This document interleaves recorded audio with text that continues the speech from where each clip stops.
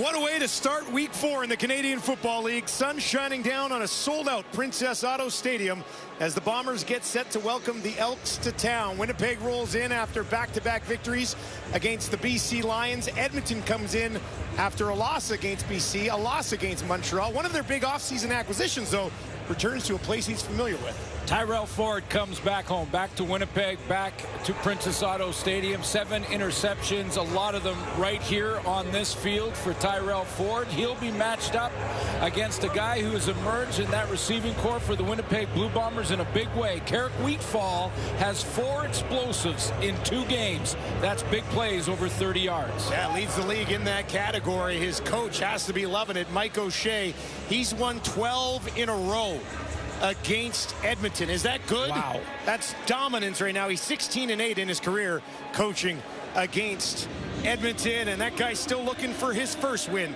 as a head coach in the Canadian Football League. Mark Killam, as I mentioned earlier, losses to BC and Montreal. Not an easy schedule, but you have to find results if you're Killam and Edmonton here early in the season. And it will be the visitors who get the ball to start. Leak and Arkell Smith are back awaiting the kickoff from Castile. Jam-packed Princess Auto, 7th consecutive sellout here in Winnipeg.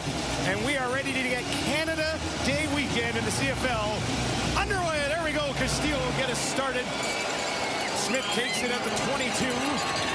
Back to the 30, and he's tripped up. And that is where Edmonton will go to work. Hallett with the special teams tackle. Well, you heard the panel in the pregame show talk about the pressure that is on Trey Ford. He has the keys to the car, played better in week 2 than week 1, according to his assessment when we talked to him this week. He's completed 71% of his passes, a couple touchdowns, couple interceptions. A lot of that, though, in the 4th quarter when games are out of reach. He's got to get off to a good start here against a very good defense. He has started 20 career games, 9 wins, 11 losses, 0-3 against the Winnipeg Blue Bombers. Crowd here will not do him any favors. They started their 30. On the ground, Rankin pushing ahead. Get about 5 yards on that first down pickup, at least 4. Couple changes up front. Mark Evans will slide in at guard, and Mark Corte will go over to center because David Beard, the all-star from a year ago, is out of the lineup, so they'll shuffle up front. The Edmonton offensive line, and you know, when this team was winning a couple of games last year, when they had success offensively, it went through their run game. That RPO type of play, that's what they just ran on first down. That's where Rankin comes in.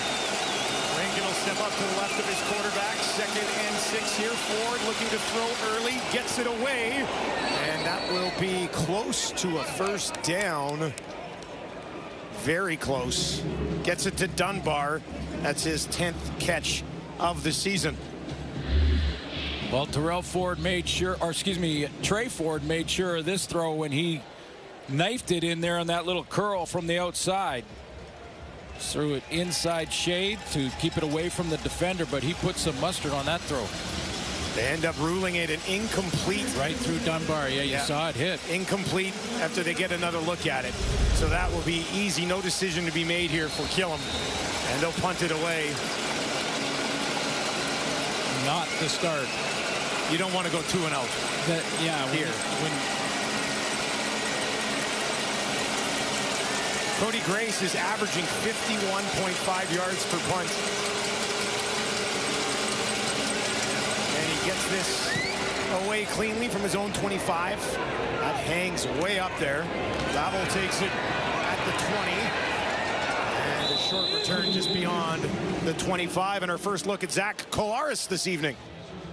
Remember, he was suspended for game 1, so that was Chris Strevler's game. Strevler led the team to a win there, and in game 2, Zach Collaros threw for 179. A couple of interceptions he thinks he can improve on going into game 2 of this campaign, and this is a team that their offense goes right through their run game. Brady Oliveira not in the lineup. 17 touchdown passes for Zach last year. 6 of them came in 1 game against Edmonton. On the ground, short pickup. First touch of the game goes to Matthew Peterson. Micah Vanderpool still out at left guard, so it will be Gabe Wallace playing in that spot. Coach O'Shea said he played pretty well in that game against the BC Lions. And Dalton Schoen, what is the trivia question? Which Bomber receiver caught the 200th touchdown of Zach Collaros' career? Can I guess? You can guess. Was it Dalton Schoen? It was Dalton Schoen. Yes. Correct. You are correct. I knew it. 4 options out to the right, including Schoen and Dembski, who is playing. That one is laid up there. And that will be close to a first down as they get Stearns involved in the game. He's catching passes at an 80% clip this year. Good recognition by Zach to recognize the defense quickly, and as soon as Stern turned around, he put the ball right on him. Stearns, an under-the-radar addition in the offseason. Comes in with experience, couple years with the Riders, and has fit in nicely so far here with Collaros and Strevler earlier in the year. 1st and 10 on the ground again, and this is closed off immediately. Brinkman was there with Serezna. Let's take a look at this Edmonton defense. Yeah, we talked to Jake Serezna this week, and he said this defense has got to start making plays. A lot of pressure on the O, a lot of pressure on Trey Ford. They all get that, but they got to make plays. Haven't had an interception, haven't had a fumble recovery. Nick Anderson has 18 tackles. He can sign his portrait, but the secondary's got to start making some plays in the back end, and Tyrell Ford can get things started back here at Princess Auto Stadium. Anderson with 9 tackles in each of the first 2 games of the year. We're going to bring some heat. Collaros gets it away a little too high over the hands of Wheatfall, and that will bring up 3rd and long, and they'll be forced to kick it back to Edmonton. You know, and Jake Serezna wanted to put a lot of pressure on his D-line, that meeting room, and say, we've got to get some pressure on this quarterback. We got to make him uncomfortable in the pocket. Now, he had a pocket, but Serezna flashed just as Collaros let that one go. Jamison Sheen called into duty for the first time tonight. Low kick taken just inside the 35 by Leak, and he's forced out of bounds. Trey Ford looking for his first win against the Winnipeg Blue Bombers. He'll have the ball for a 2nd time when we return to Princess Auto Stadium on Thursday Night Football.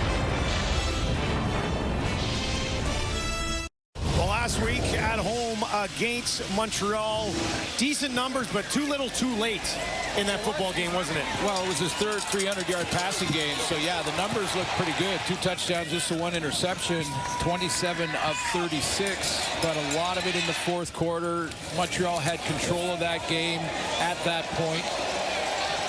So, you know, that's the question. Can he do it? Get a good start here and get the heavily favored Bombers, and they should be, you know, on their heels a bit. They'll screen it out over to Curly Gittins Jr. against his Winnipeg defense. Yeah, now to do that, they're going to have to try and beat Willie Jefferson, make sure they block him and keep his hands down at the line of scrimmage. That's equally important as blocking him.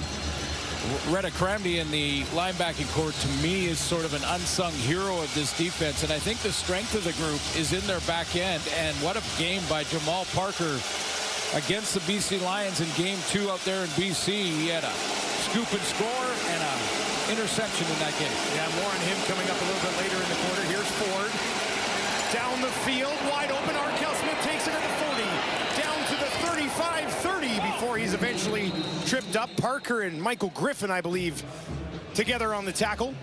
Well, in Series 1, the one where Stephen Dunbar dropped it, you know, that would be the illegal 3rd contact. Winnipeg #1. That penalty is declined.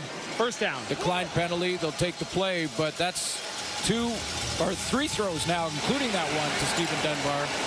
They're right on the money from Trey Ford to get this game started. That's the play they needed to get in plus territory. Over the middle, down the field, mix it up a little bit. Time for some yak yards in there. 6th catch of the year for Arkell Smith. They'll work from the Winnipeg 30. On the ground again, Rankin with a big hole. Made one man miss, tripped up just inside the 20, and that'll be a first down for the visitors. Yeah, good patience by Rankin here. Extra offensive lineman in the game. And you take a nice patient step, wait for those blocks, and look at the hole he's got off that outside the C gap, which is just outside the tackle. And thought he should have had more. First down from the Winnipeg 19. They'll toss it back. Julian Grant takes it to the 20, down to the 15, 10, puts on the brakes, and is tracked down from behind. A little creativity in the offensive game right now for Edmonton. Digging deep into the playbook here. Julian Grant right there, down as a tight end almost in the formation. He'll waggle out, take a big loop around and go the opposite direction, a little misdirection, making those defensive linemen keep their eyes up and maybe slow that pass rush a little bit. Winnipeg's defense allowing just 17 points per game so far this year. The offensive coordinator for Edmonton, Max Simic, looking to finish a drive here. First and goal. Rankin up the middle, pushing ahead, and he'll be stopped just shy of the end zone. Looks like it'll be about the 1 yard line, and immediately Trey Ford turned to the bench to signal short yardage.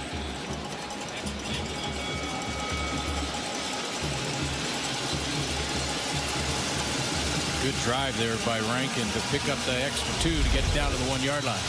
Or actually about 1.5.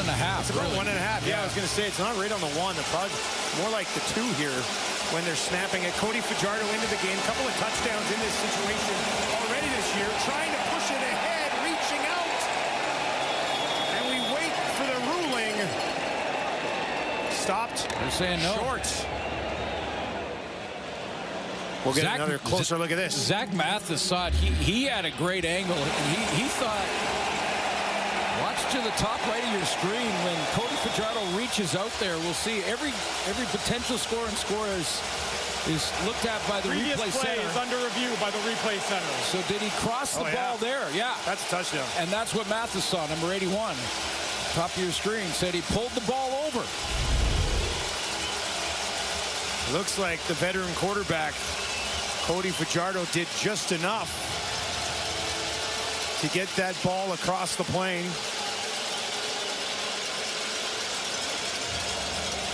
Looked like he did. Steve Fajardo was like, oh, there. All right. Let's get the official ruling down on the field. After review, the ruling on the field is overturned. We have a touchdown. Cody Fajardo's third touchdown of the year caps off a 6-play, 65-yard drive that took just over 4 minutes for Edmonton and ends in a major. Yeah, that key play of the drive, the throw over the middle to Arkell Smith. He got some yards after the catch, but a real accurate throw from the pocket by Trey Ford. And this is exactly what this underdog Elks team, and justifiably so when coming into this game, needed to do. Score first. Well, Winnipeg against BC in those 2 back-to-back games led 18-3 and 17-3 in each of those games, right? So they got up to very good starts. The trail here as that is up and it is through. And Edmonton on the road looking for their first win of the season. They have a 7-0 lead after Cody Fajardo gets the job done. We and the visiting team in Princess Auto Stadium haven't won for 12 straight games against this team. You need a good start. Edmonton's off to a good start. That play to Arkell Smith was a 29-yarder. Nice throw over the middle from Trey Ford. Some interesting and innovative play calls by Jordan Maksimic in the drive to get down to the 1, and Cody Fajardo finishes it off. Good start here in Winnipeg.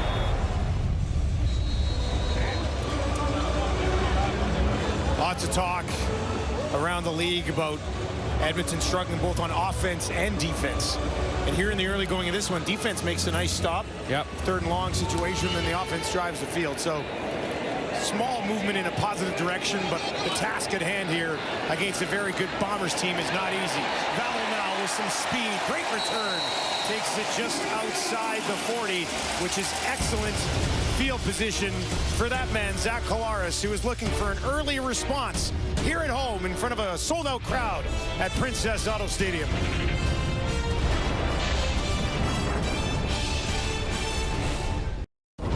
Well, he had to wait a little bit to get back in action, but I thought he looked pretty good when he did last week. Yeah, he did. I mean, you know, especially opening the game with a nice drive, getting the Bombers out in front. Then they go to their, you know, to their formula that has worked so well, which is, that was number 200, by the way, that deep-throated Dalton Schoen. Got on the move. How about that one? Tui Ellie. Big man's got mitts. Extra offensive line. Collaros throwing here. They'll roll him out to his right, dumps it off. And tackle made by Jalen Barnes with his first career start. But he's tough to beat here, Zach. 50 and 15 here. You take a look at his 11-game win streak versus Edmonton. You know, and when you look at the number of yards, I know the magic number is always 300 there, but you know, I saw Damon Allen win championships at around 180 a game. Was that rushing or passing yards? Yeah, exactly. And that's the balance of this. All, right? That's the balance this Bomber team brings. That's a completion to Schoen. His first catch of the game. Right at the first down marker. Tackle made by Nick Anderson, who's usually all over the field. And it is a first down for Winnipeg. Think of that, though. 50 and 15. Since becoming a Bomber here at Princess Auto Stadium. And you've mentioned it a couple times, but 7th straight sellout.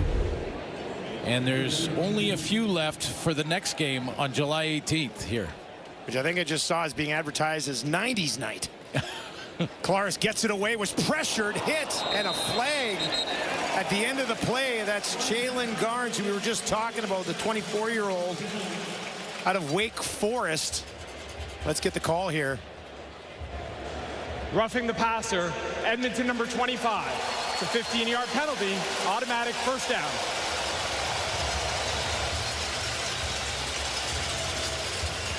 Well, Garnes comes off the edge. He's new in that linebacking core.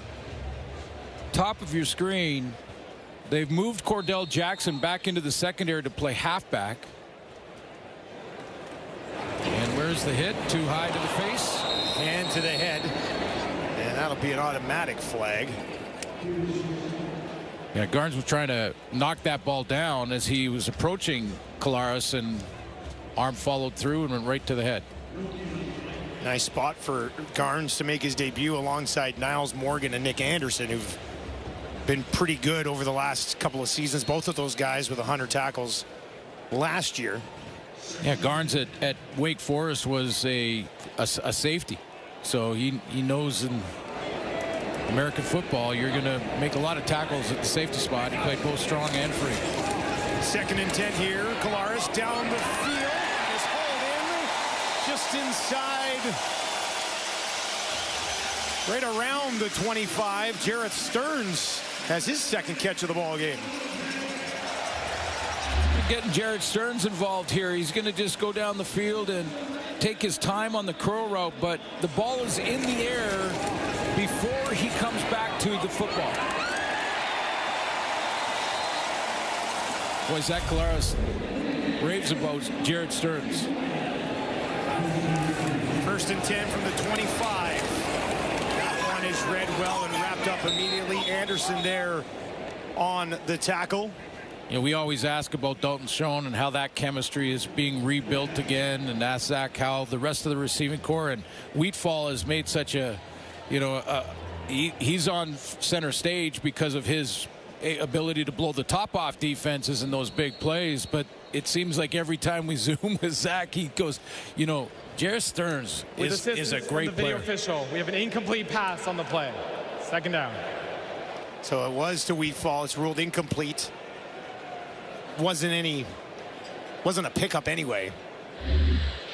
But if you would have had him in fantasy tonight, that would have been a point for a catch. Timer, please reset the game clock to 3:55. So they'll reset the clock, and it'll be 2nd and 10. I think that wasn't a ruling by the official. That was a ruling by Nick Anderson. Incomplete was his ruling. 3rd in the league in tackles, Anderson. He's only played 2 games, but he's already up there. Morris over the middle. He's got Schoen, and Schoen's inside the 10. First down, Winnipeg, as they march on looking for a response. Yeah, to make this play, you have got to, first of all, have your receiver be patient to get to that seam. You have to have a throwing lane down the middle, as Zach Collaros does, and then as soon as he opens up in between those linebackers, the ball arrives. Nice response by the Bombers offense after the score by Edmonton. Matthew Peterson stands in behind. His quarterback, Collaros, is going to be throwing here towards Dembski. Touchdown, Nick Dembski. The Bombers bounce back. His 3rd of the season. And the streak continues for Nick.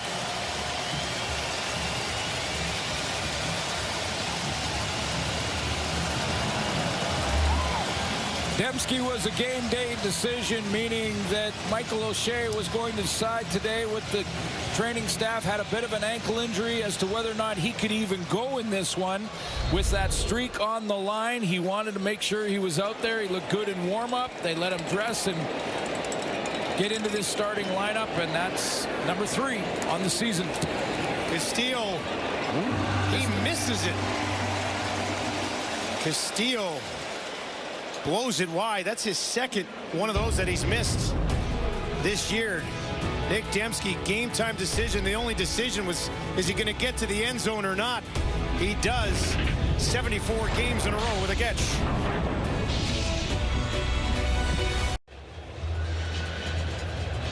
Kept the streak alive last week, Nick Dembski, with just 1 catch, and it was a little shovel pass. We asked Zach Collaros if he knew the streak was on the line, and he said, "Are you kidding? That's my guy. I did know it was on the line, and we wanted to get him one with that wonky ankle." He's back in the lineup.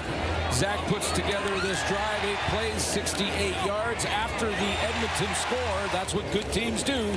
They respond, and that drive capped off there with a touchdown from Nick Dembski, and the streak continues. 74 and counting. Collaros already connecting with 4 different receivers in this ball game in this first quarter. They do trail, though, after Castillo missed the extra point. And now he stands ready to kick this away. Arkell Smith, Javon Leake way back on the 15 for Edmonton. This is in the direction of Smith. Just inside the 15. Smith straight up the middle, taken down at the 35. Well, different players step up on good teams. And last week, it was the safety Jamal Parker had the interception, 2nd of his career. And then he scooped it, and he scored it. For more on him, let's send it down to Britt Dork.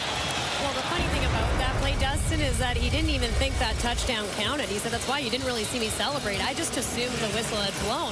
But he might be able to credit his defensive coordinator, because every day in practice, they do a drill called loose change, where every ball that drops, they scoop it and they take it into the end zone. So, Dustin, I know you love this one. Loose change paid off. Nailed it.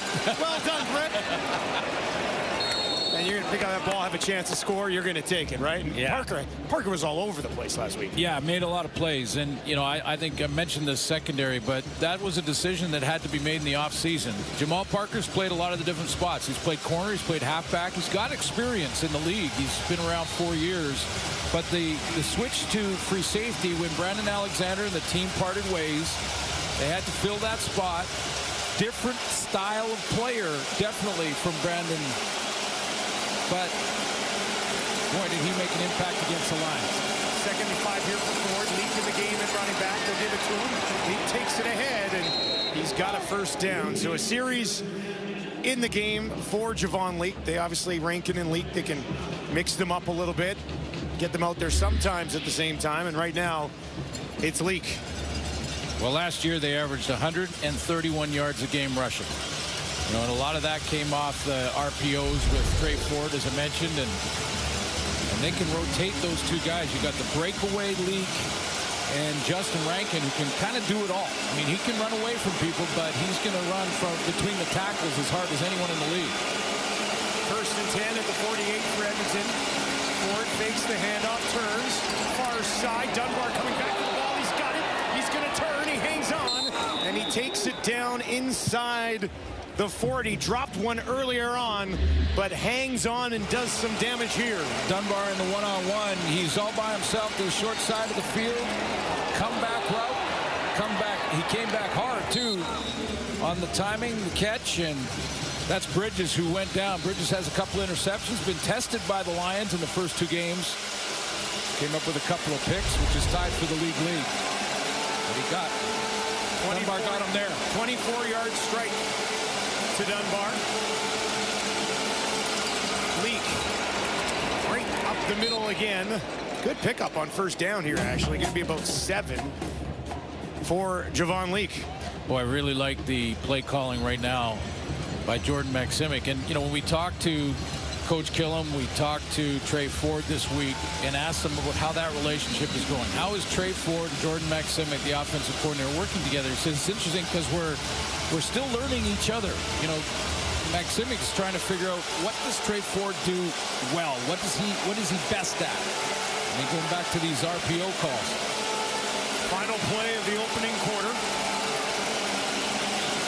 Ford, draw, back to Leak, flag flies as Leak takes it down inside the 25. But this looks like it's going to be coming back against Edmonton. Yeah, it looks like a hold up front.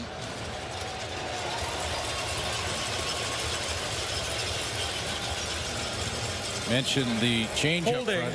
Edmonton number 61. It's a 10-yard penalty. Still 2nd down. That's the end of the quarter.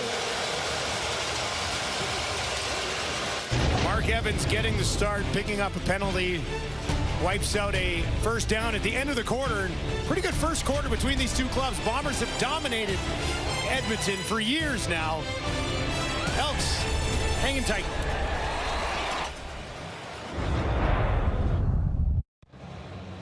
Well, they're going to look at Canadian flag added to all of the jerseys here across the Canadian Football League. And great time to do it here with Canada Day weekend now underway. Yeah, happy Canada Day weekend to everybody, all our viewers across the country. We hope that football brings us all together. That's what Canada Day is all about. And yeah, those flags will be on the jerseys for the entire season, home and away, or the special 3rd jerseys that some teams have. And there is the commissioner. He's in Winnipeg, Stuart Johnston, that we talked to last night. Yeah, we had a good chat with him last night about where the game is at right now and where he wants to take it. And as he said, we are a league that is made in Canada and played in Canada. This flag is a symbol of unity, pride, and a deep connection we share with our fans from coast to coast to coast. This emblem represents more than just a country. It represents the spirit of our game and the communities that support it. So happy 158th year of our country. 112 of those years, we've handed out the Grey Cup. That's a good run. That's a good run. 3 to the left, 3 to the right. Julian Grant's got it, trying to push ahead because they're trying to make up those penalty yards. They won't get there for the 1st down. It'll be 3rd down and a likely field goal attempt.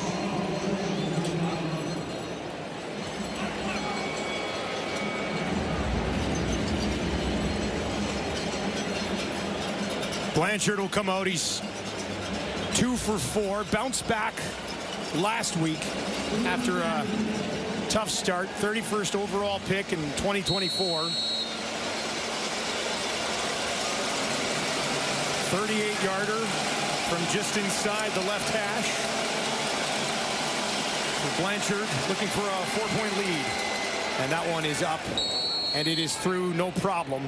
Edmonton puts points on the board once again. We're talking Canada Day weekend officially underway, kicking it off. Happy to be here in Winnipeg for the Thursday nighter. Friday night football tomorrow in the Hammer. Montreal perfect on the season. We're going to be heading to Regina for the Riders and the Lions on Saturday, and then the Argos and the Red Blacks in a big East battle on Sunday. Panel will be there on Sunday in Ottawa, and tickets are going real well in Saskatchewan for that one. Of course, here in Canada Day weekend to kick it off, 7th straight sellout. Way to go, Winnipeg. Beautiful night, though. Perfect. Well, 24 degrees at kickoff. They have a great tailgate going on. The Rum Hut. Look, you can't get a seat in the Rum Hut. I don't think you're allowed to sit in the Rum Hut. I think you have to stand over in the Rum Hut. Winnipeg, of course, starting on their 40 here. Collaros gets it out to Dembski. Made one man miss, now another. Dembski up to the 50. And that first down earned by Nick Dembski, as a couple of Elks had a good look at him. Well, the ankle looks fine. That's true. It really does. I mean, this is the type of play where you can tell. Right? You know, when he has to make stops and starts, those cuts and moves inside, taking the hit as well. That's where you're testing that ankle, and it looks just fine. Collaros 7-9 for 75 yards and a touchdown. Dumps it off to his running back. That's Cooley into the game, and Cooley is tied up and taken down immediately. Take a look at some career numbers. Of course, this is Nick Dembski, who led the team last year in almost every receiving category, and closing in on Darvin Adams in Bomber history. Back-to-back seasons for Dembski with 6 touchdowns in each of those years and 1,000-yard campaigns. Well, he led with targets at 111, receptions with 76, yards over 1,000. He's in the slot to the left of Collaros here. He wants a deep shot instead. Lays it over. We fall to the end zone. Touchdown, Winnipeg. Carrick Weekfall does it again. Second touchdown of the season, and the Bombers go on top.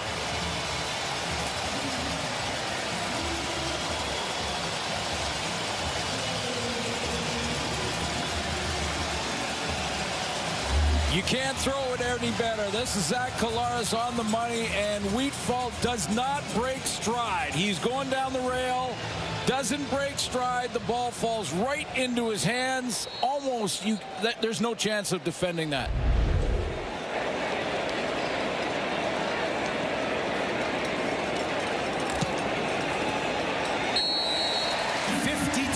Strike to Wheatfall, already over 200 yards receiving in his first 2 games of the year. And as Suits said, a strike from Collaros to the end zone for Wheatfall.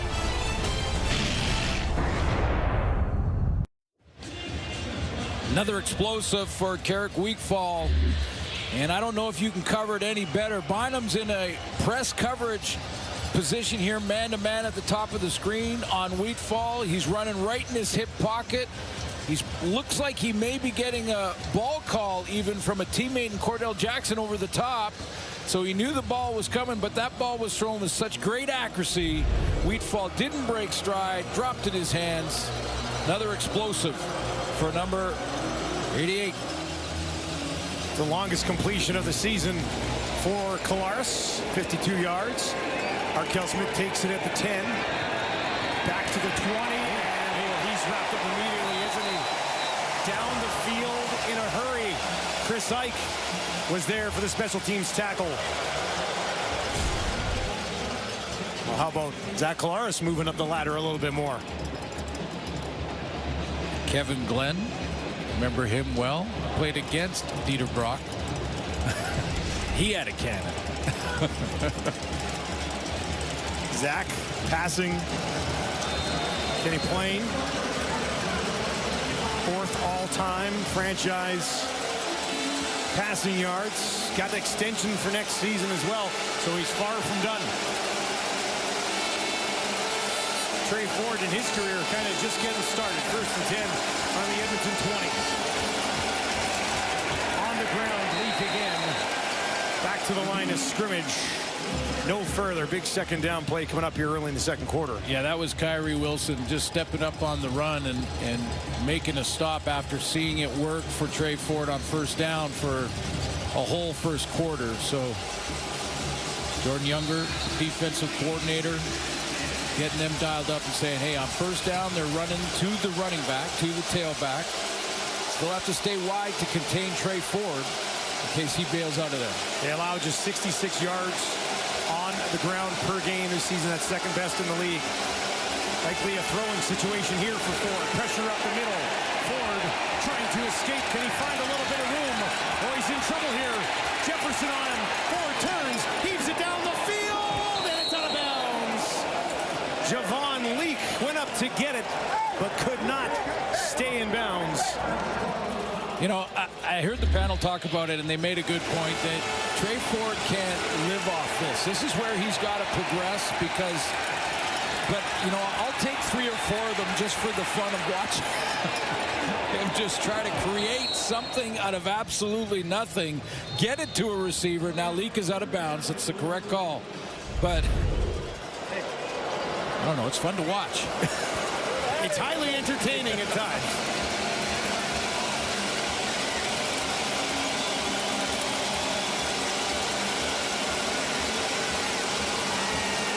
Grace. Short kick. This is going to bounce right at midfield and go out of bounds just inside the 50. While we're talking about Trey Ford, when we return, we'll have a little bit more on his twin brother, Tyrell Ford, with Britt Dort here in Winnipeg.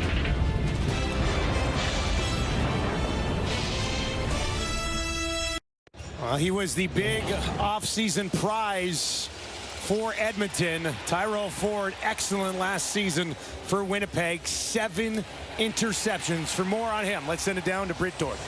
Well, Dustin, I chatted with him during warm-ups about the return to Winnipeg, and Tyrell told me, I didn't really think about it. I actually wasn't very fazed about coming back to this place that I once called home. He said, until I took to the field in warm-ups and I realized I was stretching right where the DBs used to practice every day. So I asked him, okay, tell me about facing Zach Collaros, though.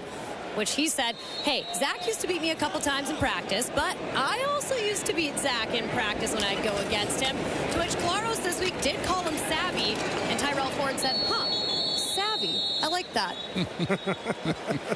Could have been called a lot worse. One quick question after we show you his production from last year that Britt talked about. 7 interceptions, led the league, well, second in the in that category, and you look at the pass knockdowns, he was leading the league in that and tied in that category, and I'm wondering why he's got 2 mouth guards. That's a great point. Let's get Brett on that. Color coordination? Brett? That seems weird. Empty backfield for Zach. Down the field. Dembski! God, how did he do that? Oh, Dembski's ridiculous! He hauls it in, and he takes it home! Touchdown, Winnipeg! Spectacular stuff!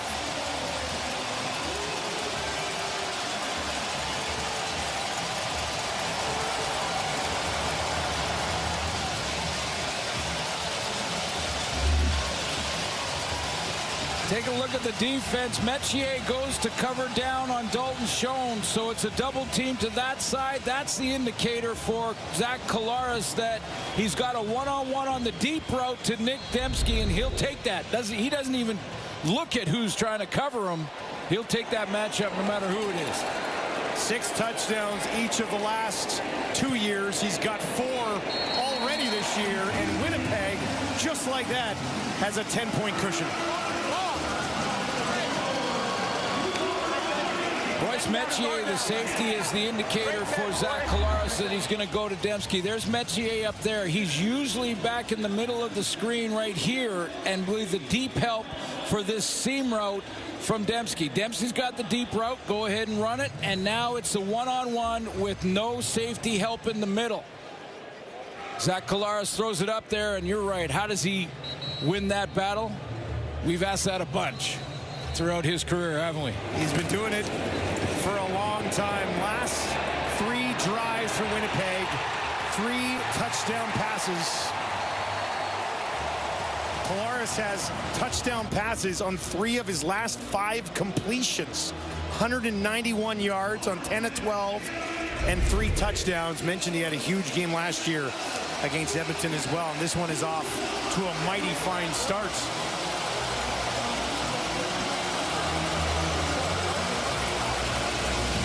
Edmonton will now have a chance to respond. Deep kick. Leak goes back and takes it. Returns it up to the 25. Ran into some heavy traffic. And that's where he'll go down. Let's take another look at this fine piece of work from Dembski. Well, those are 2 deep balls, one to Wheatfall, one to Dembski, that there was pretty good coverage on the play. I mean, it's straight man. You can see the coverage was quite tight. I think that was Garnes again, the cover linebacker that was really stride for Dembski, but that concentration was there. He rips it down and scores. Tavares with a 60-yard touchdown to Dembski, 52 to Carrick Wheatfall. And now does Edmonton, who looked good offensively early in this game, can they find an answer? Rankin, nowhere to go. So here's the change from Jordan Younger on defense. That's the second time we've seen Kyrie Wilson step up and make a play. There's Wilson. There's Cramdy.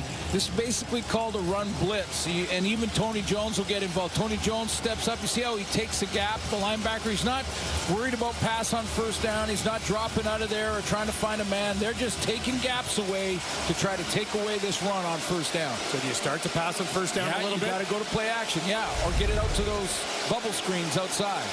3 receivers wide side right for Ford. Just 3-man pressure from Winnipeg. Still causing issues, though. Ford on the run. Taken away. Taken down.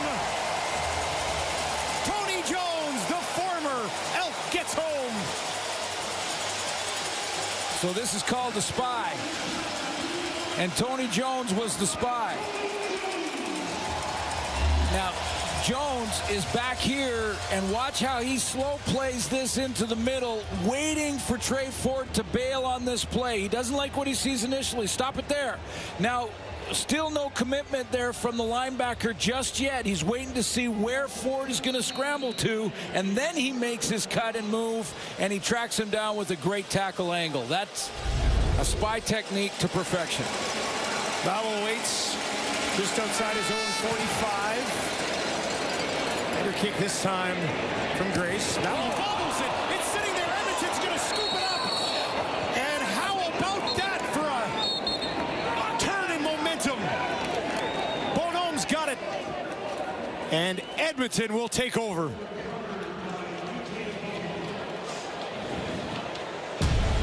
Bowell probably want another crack of this one. Off his shoulder. Turned over.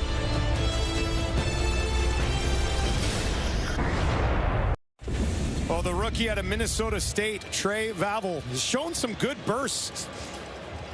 Unfortunately, bobbled this one. Yeah, you know, I read an article in the Winnipeg Sun about Vavel, and he said he had so much to learn about Canadian football, the size of the field. He wanted some punt returns, and he called it the 5-yard restraining zone. I'm still working on the 5-yard restraining zone, and the reporter said, well, that's called the halo, but okay. And there's the former special teams coach, now head coach in Edmonton, pretty fired up about that. Oh, they needed a spark. Winnipeg had taken this game over. Now they're going to bring some pressure forward. Gets away. Finds Dunbar. Dunbar got 1 tackle and then takes it down inside the 45. So that's a little wide out screen there, a little bubble screen or screen to the outside, where if on first down, Winnipeg wants to commit their linebackers to stopping the run, that should mean there's less numbers out there to tackle a receiver. You get the ball out there quickly. Dietrich Nichols on the tackle. 2nd and 5 from the Winnipeg 45. Rankin slides out in the slot to the right of Ford. Trey looking around. Finds his running back Rankin. First down. Ball bounce out. Winnipeg's on it. And just like that, Edmonton gives it back. James Wouters scoops it up. Reddick Cramdy's caused the fumble, and Wouters picks it up.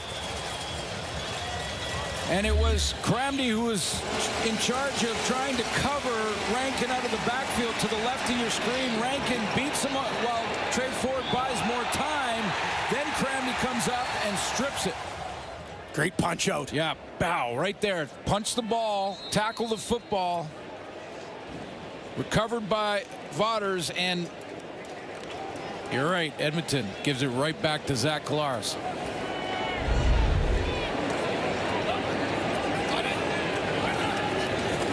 Collaros dumps it off up to the 40, and that is Krzyzak. A touchdown called back last week on a offensive holding penalty. Has the catch there. Great play by Cramdy. 6 tackles, special teams tackle, a knockdown already on the season.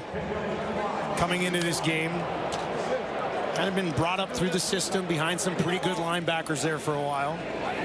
Now has an opportunity to continue to do the job here. On the ground, pushing it ahead, first down. And it's the former University of Alberta Golden Bear, Matthew Peterson, with his best carry of the ball game.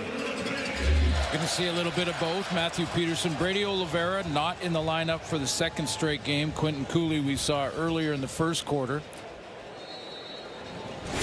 But when you take a look at their production last week, they're going to see a little, or this season, they're going to see a little bit of the ball, both of them in this one tonight. And Matthew Peterson can tell his buddies there was a week he led the league in rushing.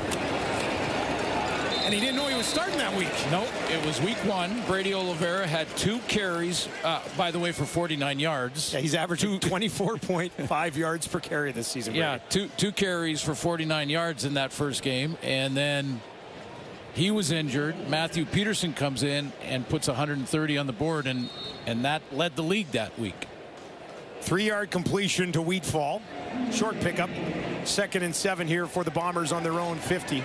They put Peterson out there to see if it's man or zone. He's at the top of your screen. Collaros gets it away. Wheatfall again. This will be very close. If they don't give it to him, it'll be Streveler time. So they do this with the tailback and put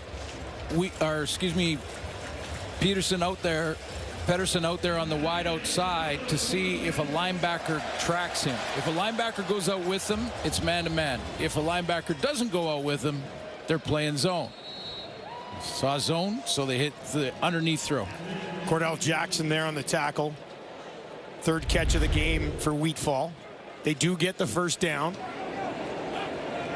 And Winnipeg works from the Edmonton 53. Collaros with time again. Down the middle. And a tackle made at the last second. Schoen had something cooking there, didn't he?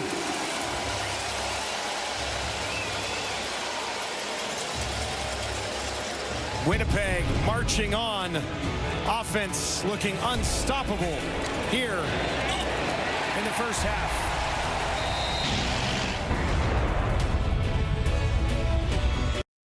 Well, we've officially lost Enoch Mwamba. Sure, he's somewhere in the building, but we're going to break down Trey Ford's first half. How about this Bombers offense? And you know what, Dustin? I was expecting a "are you kidding me" when Nick Dembski scored his second TD. Come on, Dusty. I'm sorry. I don't want to overuse it, and then people say, "Oh, you can't come up with anything else." But I understand the criticism. I do. Don't go down the rabbit hole, man. Let's see what happens on this play. Stay off socials. 20 to 10. 1st and 10 from the Edmonton 30. 3 options out to the left for Collaros. That's where he's going to look. Pressure coming. Gets it away. It's Peterson. Stayed on his feet. Get a couple extra yards, and that'll bring up 2nd down with 2.5 to play. Yeah, Brandon Barlow got a little pressure on him. I was just about to mention after that throw in the crosser to Schoen that tons of time now since I would say the 2nd or 3rd series for Zach Collaros. I mean, he's gone 11 for 11 in the last few series here because he has got time in the pocket. So I can talk about with zone assistance defenses. from the video official. The ball being spotted at the 30-yard line. 30-yard line. Elbow 2nd touched. down. Elbow touchdown by contact. But, you know, you can talk about zone defenses or man-to-man defenses or coverage in the back end and how you're doing that. But you give Zach Collaros lots of time in the pocket like he's had in this second quarter, it doesn't matter what you're playing in the back end. Edmonton's defensive line, their starting defensive line, does not have a sack yet this season. And this is a defensive line that has won championships out east. They do not have a sack. The only sack comes from Noah Taylor, who's one of the backup defensive ends. Here's Collaros now. Tosses it ahead to Peterson. Sneaky little play by Zach. Peterson, though, can't get free and is blown down. Still fighting. Not listening to the whistle here. Now they'll separate him. So Collaros once again finding a way to get the ball to his running back. But that'll bring up third down and a Castillo field goal attempt. It just may be an important series for the Edmonton defense, and holding Zach to a field goal attempt here. It goes 27-10, and that's a deep hole to dig out of.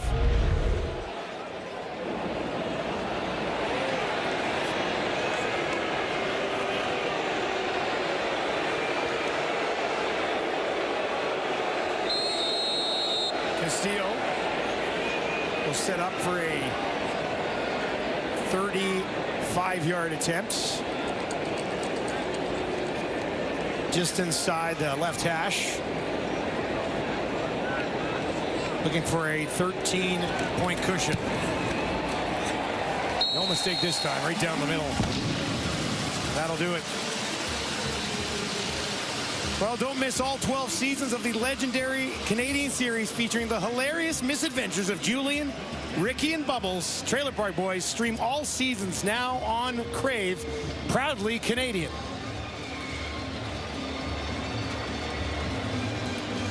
Great show. Watched them all. I'm a sucker for the Trailer Park Boys. What can I say? So still time here. 1:42. Yep. Ball's on the 40. Small victories here if you can hold them to a field goal and then maybe get one yourself to end the half. Ford 6 of 8 for 84 yards. Nothing on the ground yet.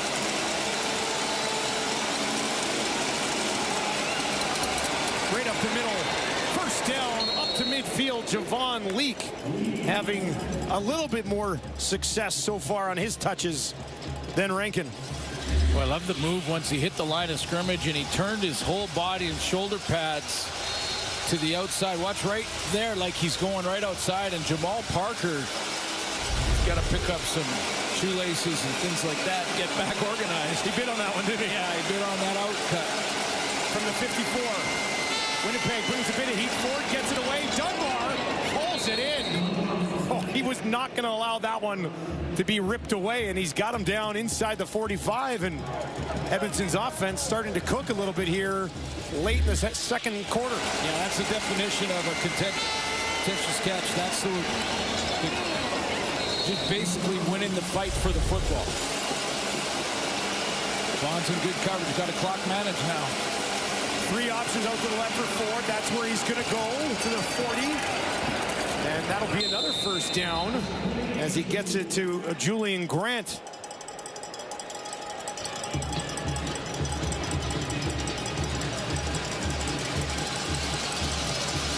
Moving quickly now, Edmonton, with that clock ticking on them. Definitely within field goal range for Blanchard. But they want more. They need more here. Ford gets it away again. Dunbar hangs on. Taken down by Griffin. Shy of another first down, but second and extremely manageable with 47 on the clock. Well, Jordan Maximic may go in at halftime and say, you know, this no-huddle offense, let's keep her going. Let's keep it going in the second half.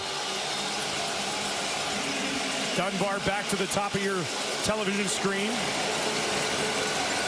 Leak again up the middle. They wanted the first down, and they get it just outside the red zone.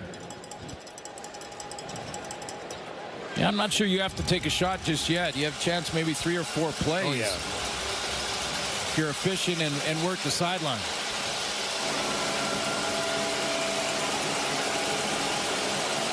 Winnipeg brings a bunch. Ford feels the pressure, avoids it, throws it to the end zone. No! Should have had it.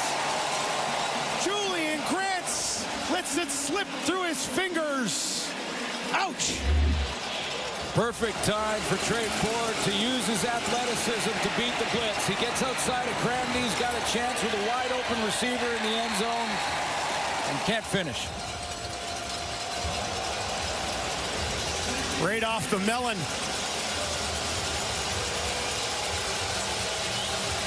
Ford will have to regroup. 2nd and 10 on the Bomber 21. The crowd at Princess Auto Stadium trying to bring the Bombers home here in the half. A little confusion there by Edmonton, and flags are going to fly. Ford under pressure again. Off to the races. Dumps it off. Arkell Smith. But once again, a flag there. You saw Edmonton moving bodies around. And I don't believe they had an end in place.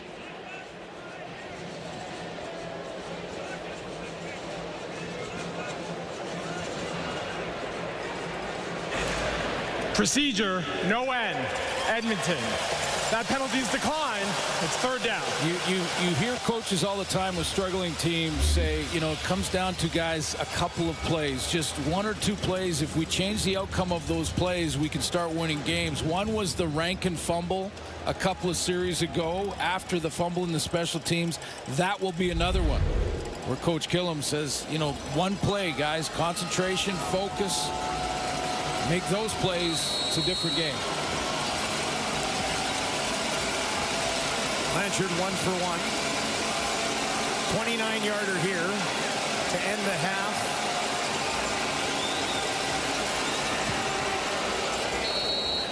And he does make good on it. 10-point game at the half.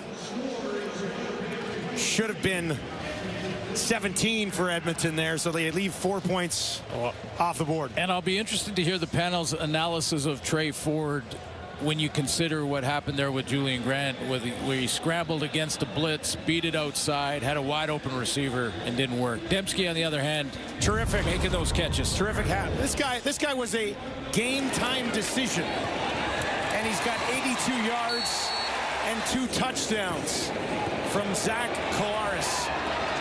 Tremendous opening half for Nick Dembski, and he is standing by with our Britt-Dort. Well, Nick, you keep the streak alive, and you do it with 2 touchdowns. Just tell me how you've been able to be so efficient with the help of Zach out there, too.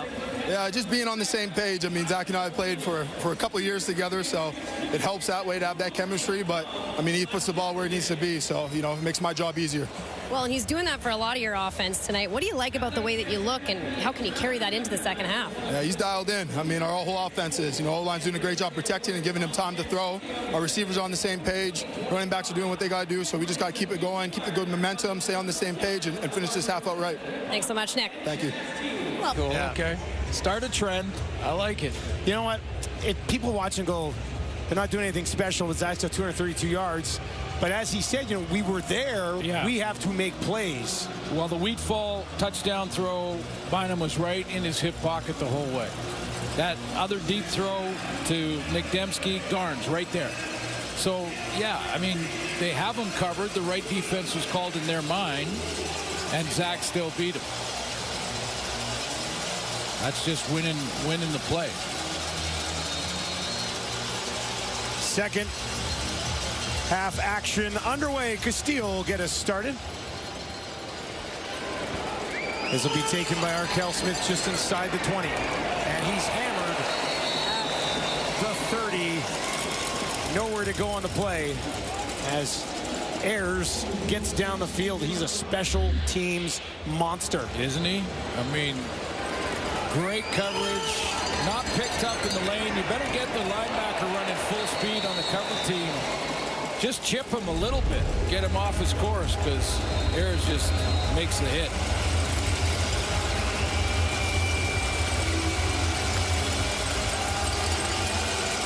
Trey Ford starts with the ball, 10 of 13 for 114 yards. in the opening half, but his team does trail by 10. They'll start it on the ground with Rankin trying to pop it to the outside. And he gets about 5 yards. This game, they're down 10. Could have been a little bit closer. Yeah, and Justin Rankin is wanting to make up for this. He did a nice job to get open and present a target for Trey Ford. This was after a Bomber score or turnover, and Trey Ford was looking to score, and then this big drop. You know, and when you're a struggling team, and the guys talked about it at halftime, when you're a struggling team, you got to just make those plays. I mean, it's really simple. And I agree 100% with David Enoch's evaluation of Trey in the first half. He was improving. His accuracy was excellent. He's going to keep it now on the run by himself. Slides after picking up the first down. It'll be a fresh set for Edmonton. As Kate mentioned, there was some innovative play calling from Jordan Maksimic that, you know, at times in that first half kept the Bomber defense a little off balance. Then the Bombers adjusted. Jordan Younger went with some run blitz with their linebackers to take away that type of play. I think the Elks are discussing a possible late hit on Trey Ford. As Vaughters tracking him down from behind after the slide. Ford, deep drop, wide open. It's Julian Grant again, and he's got it. Down to the 30, to the 20, to the 10. Redemption. Julian Grant takes it to the end zone, and Edmonton strikes early. Boy, they needed that coming out of the halftime dressing room. Little pep talk from Mark Killam. Guys were right there. Got to make those 1 or 2 plays. Blitz coming. Again, Tony Jones on the blitz. Linebackers trying to add some pressure with Kyrie Wilson.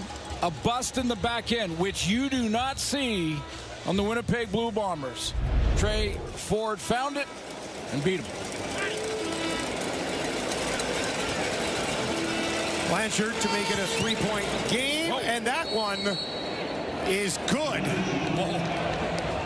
Wobbly on the way there, but got it done.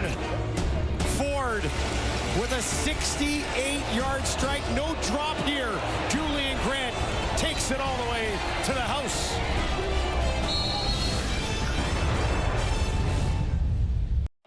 Well, this is a busted coverage, but what an important play for Keon Julian Grant. He's going to do this long crossing route. There's a crossing route the opposite direction, and watch how it pulls the coverage. One of them is Jamal Parker. Again, new to the free safety position, had a big game versus BC. Stop it right there. 1, 2, 3 Bomber defenders are taking the one crosser. Julian Grant opens up on the backside up here. Trey Ford finds him, and I can tell you that is a load off the mind of Julian Grant. I mean, after the drop in the first half, to come back, make the big play, make the catch, and then finish it with a touchdown, that just exercised some demons right there. His second touchdown of the season. Babalnal found a little bit of space and then eventually ran into Kobe Williams. Here's a look at a huge first half for Zach Collaros. Yeah, Enoch mentioned it as well, and if you don't get some pressure on Zach Collaros, they've talked about they've spent some money on that D-line. They spent some money on that defense in Edmonton. You don't get pressure on Zach, doesn't really matter how tight a coverage you're going to have back there. First of all, he's got top-notch receivers, world class in that category. And he puts it where they get the best chance at ripping it down. Nick Dembski had a couple. Wheatfall had one. He was on a roll, 11 of 11 to end the half. Can he pick up where he left off? They'll start it on the ground. And nowhere to go for Quentin Cooley. You know, I'm sure there's a lot of Edmonton fans, too, that look and they go, we got Nick Anderson. We got Niles Morgan. What is going on? Well, those guys need to work off the pressure from the D-line. I'm not trying to just pick out one part of their defense, but because it's a entire 12 players that have to contribute. But if they don't get a push up front and try to dent the pocket against the pass or fill the gaps against the run, the linebackers are making catch tackles. Passing situation for Collaros, and he goes capable hands of Dembski, but it's not enough. That'll bring up 3rd down, and they'll be forced to kick it away here early in the half. Just as Dembski got up from that hit, he looked a little wobbly. I don't mean from like a headshot, but from the ankle I was wondering about, because but he's okay. Jogged off.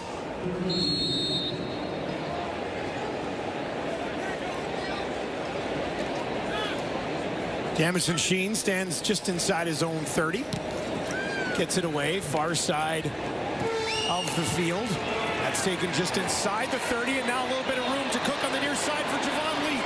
Leak will get to the 50, midfield, great field position on a tidy little return from Javon Leak. Don't miss Free Agent Frenzy presented by Harvey's on TSN. Experts and insiders break all the NHL news, rumors, player signings live as it happens on Canada Day. Coverage begins at 11 a.m. Eastern, 8 a.m. Pacific on TSN. Also get all the latest updates, analysis, and stories at tsn.ca, and of course on the TSN app. Connor McDavid to Las Vegas. No? I'm going to slap you, Suits. What are we doing here? Like, I know we're friends, but still. Kidding. Edmonton, I'm kidding. Great field position here. They'll start it on the ground. Tackle made immediately. Kyrie Wilson busted in there with the initial contact. It's quite the chess match going on, really is. I mean, Jordan Younger picked the right time there to run that linebacker run-stopping blitz again, and he got the exact play he needed to get Trey Ford in 2nd and long here. Now, Jordan Maximic, it's his chess move. He knows he's going to have a spy, probably Tony Jones, number 33, who's going to spy Trey Ford in case he tries to escape. He's sitting right here. There's 3 on the line. Jones will watch. Ford's going to throw.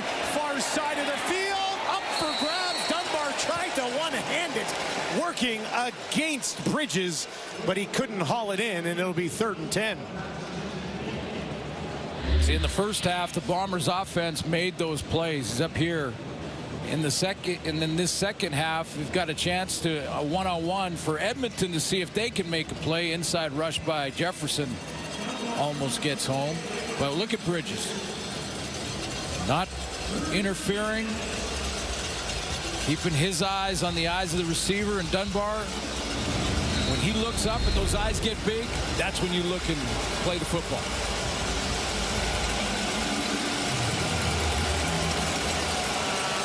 Vavel waits back on his own 10 to return this kick off the foot of Cody Grace.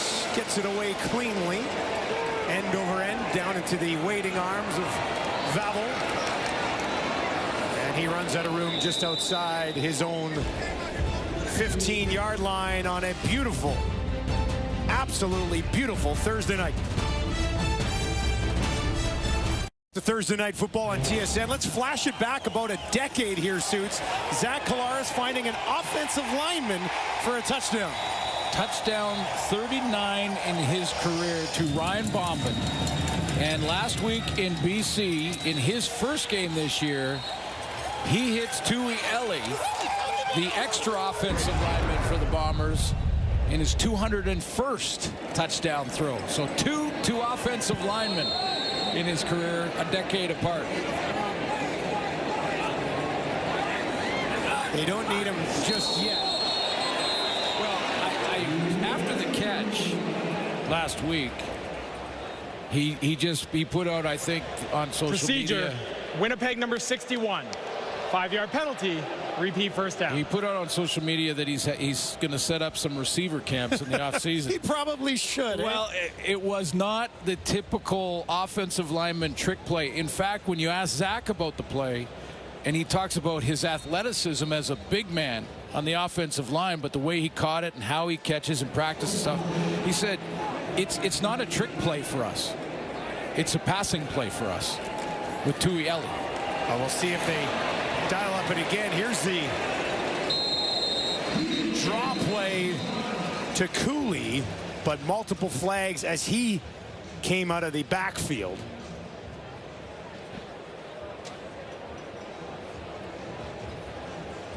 So 201 to Ellie in BC for Zach. Offside. Edmonton number 40. That penalty's declined.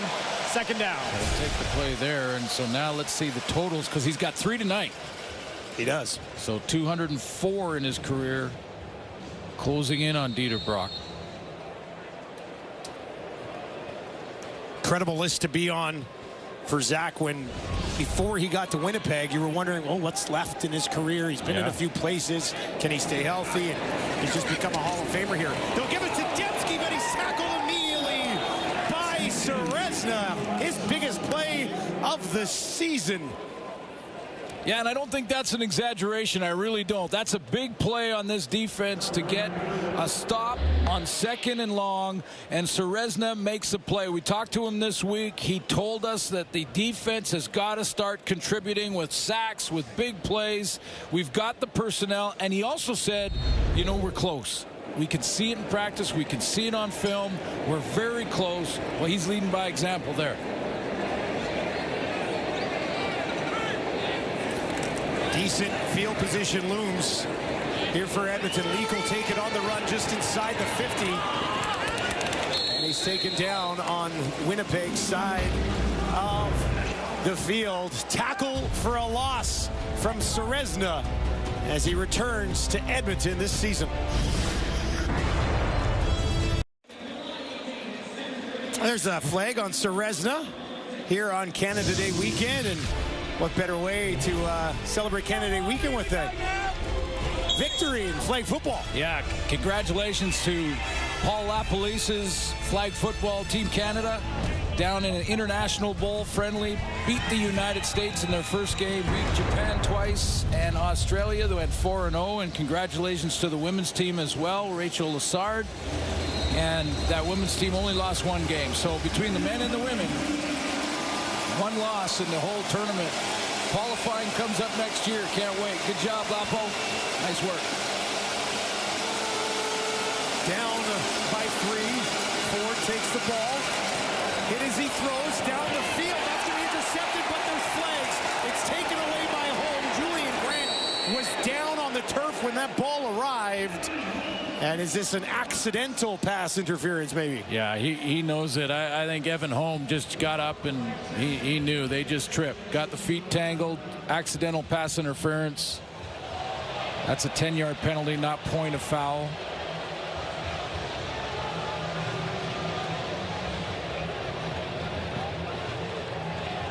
Unless there was some hand action that we couldn't see from our angle. But let's take another look. Julian Grant's the middle receiver. Running the corner route, shallow corner. Well, the right accidental hand. pass interference. Yeah. Winnipeg number 31. It's a 10-yard penalty and an automatic first down.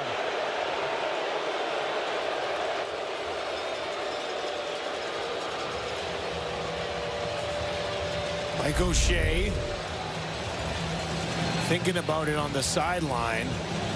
And is he going to challenge that it wasn't even?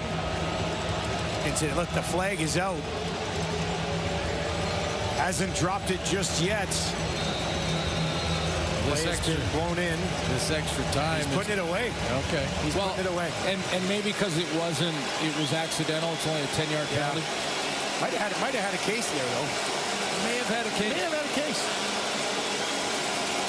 1st and 10 on the Winnipeg 38. Ford pump fake. In trouble, trying to get away. Kyrie Wilson at the 50 with the sack of Trey Ford. Trey Ford is asking for some penalty here. We'll see Kyrie Wilson, who, again, if you don't spy, you have to contain and have extra containment. You see him spying back here. He started there, and then he moved up the field, waited for Trey Ford to get outside, and then he closes quickly, gets the sack. I didn't see any penalty there at all. Loss of 11. Pushing him back, likely out of field goal range here as well. Now the crowd will crank it up. 3 on the line for the Bombers. That's all they said. Ford gets it away. Arkell Smith inside the 40. inside the 35, and that will put them back within field goal range to possibly attempt to try this game. Well, there's a growth moment for Trey Ford. He didn't try to force anything. He threw it underneath, let Smith go and get back into field goal range. When points are important, you're down by 3. Make sure the drive ends with some points, or at least an attempt here. Good decision to throw the under. Blanchard 2 for 2. This will be 41. His long on the year is 42. Just inside that left hash. Cody Gray still holds. Blanchard puts it up, and he puts it through. And we are tied at 23. What a way to kick off the week in the CFL. Nail biter here between the Bombers and the Elks with 5.5 to play in the third.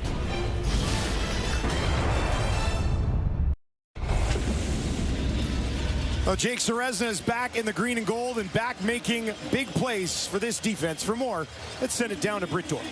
Yeah, and he talked about a different energy this time around with Edmonton. One of the biggest reasons he decided to come back to Edmonton, Demetrius Maxey, the assistant defensive coordinator and special teams coordinator. And, you know, he's been with him for basically his entire career. He was with him in Edmonton for the first stint, to Toronto and back. Now, both coming back, Grey Cup champions. And Serezna said that's the biggest deal when it comes out here to Edmonton, how comfortable he is this year. He said it's basically a weight lifted off my shoulders, knowing that, hey, no matter when my CFL career is over, nobody can take away the fact that I have a Grey Cup ring now.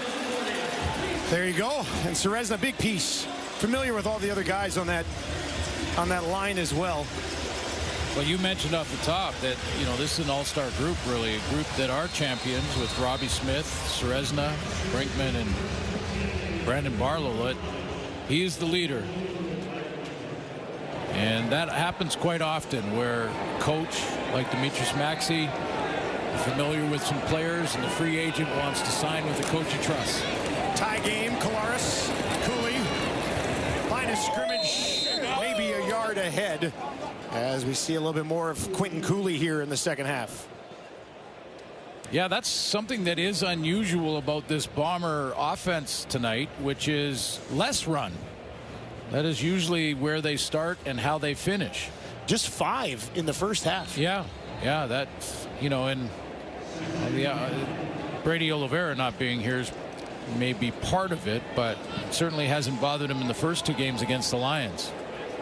Leading the league after 2 weeks in rushing the football per game. Claris throwing here, second and long. Pressure from behind. Serezna gets their first sack of the season for Serezna. Well, he is absolutely tonight walking it like he talked it to us on the Zoom. I mean, he took responsibility. He said, I got to lead by example. He said, we got to start making plays. We got to, especially in crucial situations. We all know how to do it. We're close. He's made some plays. Tackle for a loss on Dembski. That sack. A couple of big hits. He went through Stanley Bryan on that one. That'll be booted away. Leak just inside the 30. Flag. Can't escape anyway.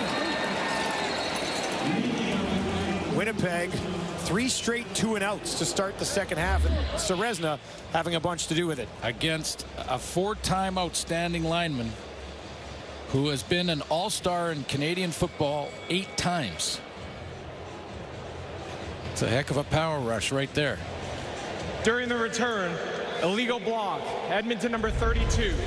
10-yard penalty, first down Edmonton. Yeah, you don't surprise or overpower Stanley Bryan very often. No, you don't. There's a reason he's been doing it for a decade and a half. At the top of the game, too. But an illegal block call here, so this will back up Edmonton on the return. And the ball will be on their 20. Please settle in and stick around with us.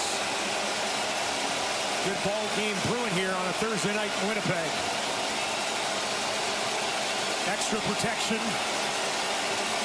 extra blockers, and that's what they'll be used for as they hand it off to Leak. Wilson with the tackle before he can get up to the 25. It'll be a pickup of at least 3, maybe 4. Bring in a little bit of extra blocking help on those rundowns. Seeing more of Leak after the first quarter than Rankin.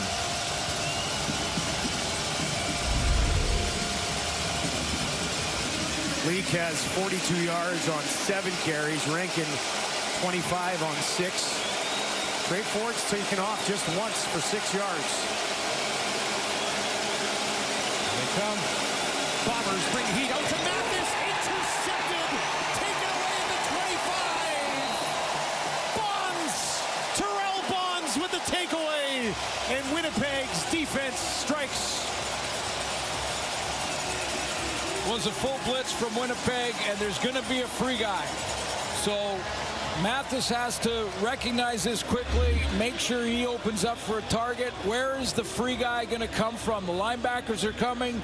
It's a full blitz on Trey Ford, so it's got to be to the hot route. You see all the gaps are covered. Free guy off the edge. That was Lawson. So it's the hot route to the outside out and just jumped. The previous play is under review. And they're taking a closer look at this interception, and if he survived contact with the ground. Let's see. Tough look there. Well, boy, did he jump that, didn't he? Yeah, he knew it was the hot route, too, because he knew his defense was blitzing. So if he's going to run the quick out, it's going to be hot, and I'm jumping it. Cut underneath that. Looked like to me on that first angle that the ball never touched the turf. This might be the best look at it. Ooh, did it slide through underneath his arm? That's what the replay Did you see center's that looking ball at. come underneath his body before? Let's see, what's this one say?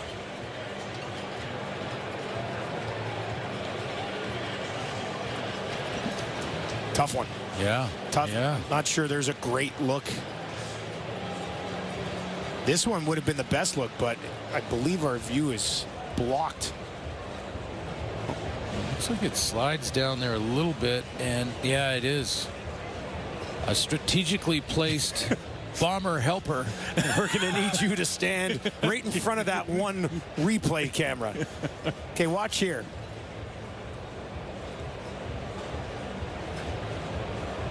Right there. Yeah. Boy, I wonder if that's ball Is that hit enough? the white stripe. Is that enough? Is it enough to overturn it? Significant moment in this ball game. Great play by Bonds. Absolutely. Either way. Yeah, aggressive to jump that. You know, the downside to that is the double move, of course, but Trey Ford didn't have time. There was a free rusher. Bonds knew that. That's why he played it so aggressively, but we'll see what the replay center says. Winnipeg will be inside the red zone. Boy, they're taking a long look. Is this the best one? Okay. Oh, this is the best view we've had. It definitely hits the turf, but did it move? Yeah. If it definitely hit the turf. Let's see if we can enhance it. Get a bit more of a look at it here. But this, I think, is the best look we're going to get at it. So the first stage is he doesn't really have control there. The tip of the ball, yeah, I think it touched the turf, but was it enough? But I don't know. I think you mentioned the control right here after if you run it right there, guys. As it rolls, watch this right here. Does that ball slide down right there? See? Yeah. That ball's not controlled right there for that moment. And then the tip of the ball touches the turf. This might come back. Yeah. Huh. This is big. This is a big moment in this football game right here. We'll give you as many looks as we can. Oh, here we go. Oh, here's another one. This one.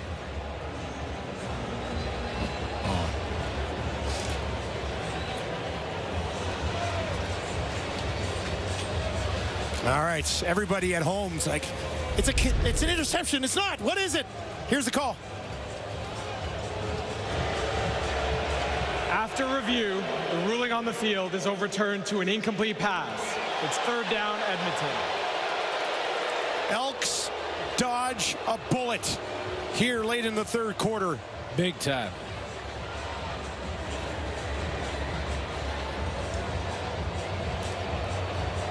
Michael O'Shea, the head coach, and this sellout crowd, they knew because it was taking as long as it was taking. You worry about that, right? Yeah, if it's not immediate, it's probably something up.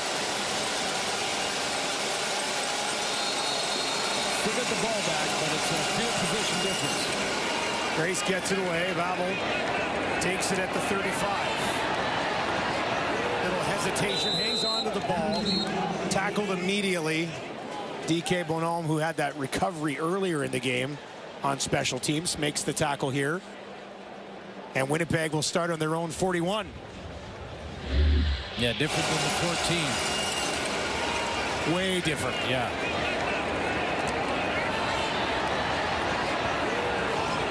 Making an impact on special teams, right? The guys who are just on special teams, you have to find a way to get a couple of check marks by your name for the game, don't you? And by the way, that's how you make your way to the starting defensive lineup, being great on the teams. 3 straight 2-and-outs for Winnipeg. Kolaris looks to change that here with one bomb down the field, and it's incomplete. Dembski, double coverage.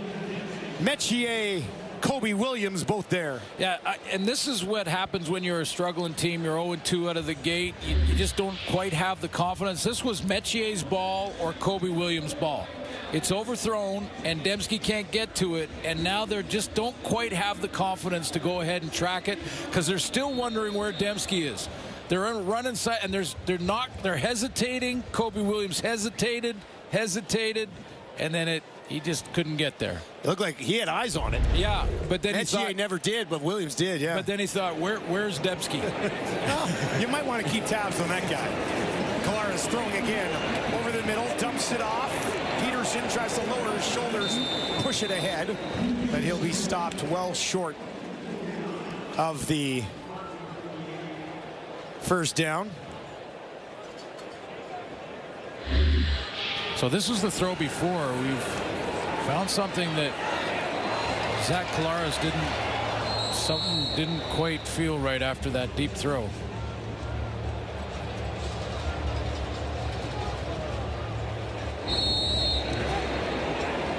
Stretching out that back a little bit. Had completed 14 in a row prior to that deep shot to Dembski that did not work. Leak slides under it just inside the 20. Made a couple of men miss, but eventually a pile of Bombers team up to take him down. We'll keep our eye on Zach Kolaris and see, but he went right to the bench after that. Looked like he was maybe stretching or maybe pondering just how he might correct that deep ball the next time he attempts it. Says when he's down there on the sideline in between series, doesn't talk to very many people. He'll get on the headset occasionally, but he likes to just lock in. 1st and 10 for Edmonton. Ford out into the flat. Julian Grant working against Cramdy. And Cramdy wraps him up. Gets about half of what they needed on first down there. Well, if you're an Edmonton fan, you're excited about the play of your defense in this third quarter. Maybe a switch has been hit here in some ways. And that doesn't mean that Zach Kolaris doesn't have something left, but he's got a whole fourth quarter to work with. But the defense for Edmonton put together a pretty good third quarter there. Game's tied going into the fourth. Something to build on. 4 2-and-outs. Yep.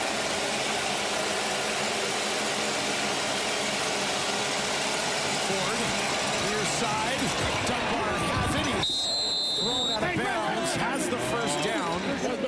There's Cramdy again.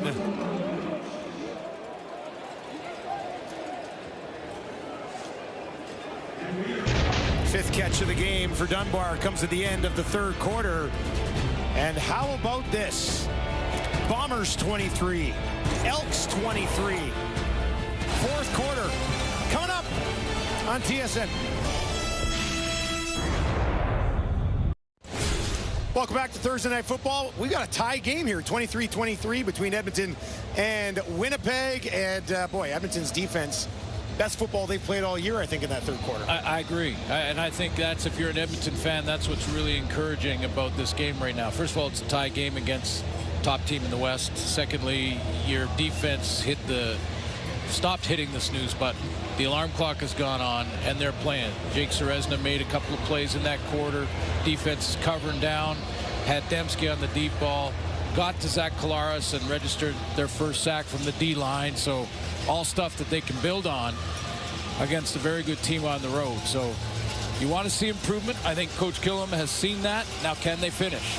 Well, we just said when we were in commercial break there, Zach could still light it up in the fourth quarter. No question. Like, he's a guy who's certainly capable of that. Had a huge first half. First half for Collaros, 232 yards.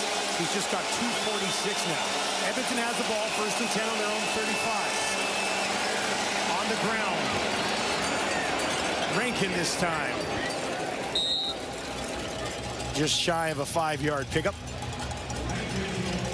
So back to Justin Rankin.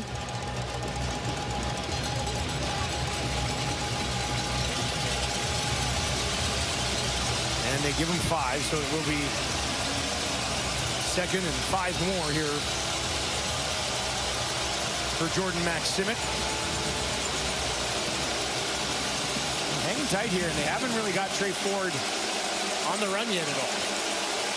He had 1 carry in this game for just 6 yards.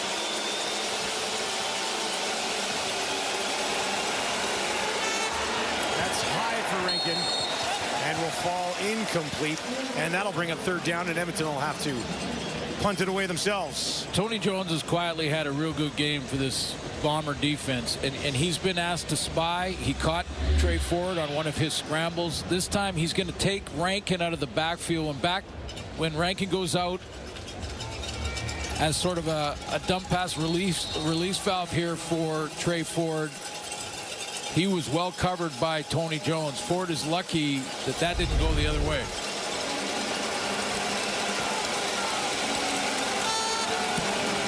Cody Grace hangs one up there. Battle just inside the 20. Made 1 man miss. Find a little bit of room on the near side. And then he's taken down. Broderick was there and made sure he could go no further. Just took him right off his feet. This tackle. Looked like he might have had something. That's a short side return. Look at that tackle in midair. Talking to this a little bit earlier. He has shown flashes of real speed in the return game. Oh, yeah. Had that ball, like, there's something there. There's no question he's going to break one at some point. Yep. 2nd overall pick a couple of years ago. Special teams tackle. Collaros wants to throw here. Near sideline. Garcias goes up and gets it. Tracked down from behind by Metier. But the Bombers are in business. Cordell Jackson can't believe it. He can't believe it. This is again a confidence issue in the back end for the Elks in their secondary. He's cutting under this ball and he loses his footing. He's trying to track it down because he is in between Collaros and Clercius on the sideline, and he has a chance at it, and then he trips, falls down. Big catch, and you're right. They're in business in plus territory. He's thinking interception. Absolutely. And then his feet had other ideas. Didn't help him out there. Collaros now. Edmonton's going to bring some pressure. Zach gets it away. That's up for grabs. Incomplete. Anderson working there against Dembski, who is looking for his 3rd of the evening. And things are heating up in Winnipeg. That's a deep drop by Nick Anderson to get underneath that deep throw. Zach Collaros, again, he understands there's not enough blocking up front, so the pressure's going to get there. Now, can he get it? Look how deep Nick Anderson is. He's looking at Dembski and basically playing the play. He gets underneath that. Boy, Dembski almost pulled it down, didn't he? Well, we would have got the "Are you kidding me?" or "What is happening?" on that one, just so Kate knows. That would have been it. Collaros again, 2nd and 10. This time, Bynum goes underneath on Wheatfall, who's slow to get up. Incomplete pass. Oh, good to see he's fine. Sometimes those helicopter hits. He's just upset he didn't hang on to this, but sometimes those helicopter hits are okay because both players are kind of in the air. They're not planted. Good timing by Bynum. Castillo for the lead in the 4th quarter. 30-yarder just inside the left hash. And Winnipeg goes on top. They were hoping for a major, have to settle for 3. Carrick Wheatfall looked to bounce back from this pop.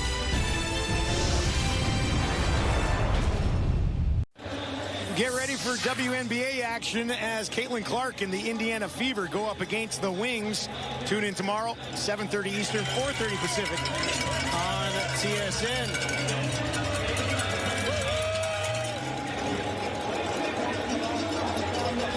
Big hit by Bynum, who's been beat a couple times tonight. He makes the play on Wheatfall, forces the Bombers to settle for 3, but it's a lead for Winnipeg at home. What can Trey Ford give us here? On the run to his right. Lays it out there, broken up by Holm, looking for Julian Grant. But Holm got a hand in there and batted it away. Evan Holm is so quick. That quick twitch burst from Evan Holm, I think best in the league. We're talking defensive backs. The closing speed. The back pedal, come out of that back pedal, transition to that quick burst and make the play.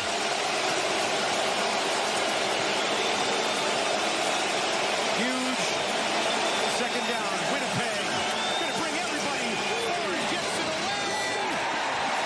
Incomplete. It was Holm again, working and locking down Julian Grant.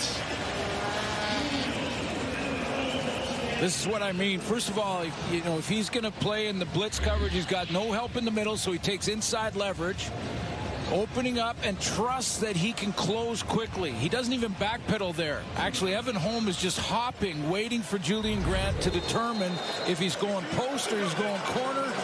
And then as soon as he makes that decision, he closes in a heartbeat.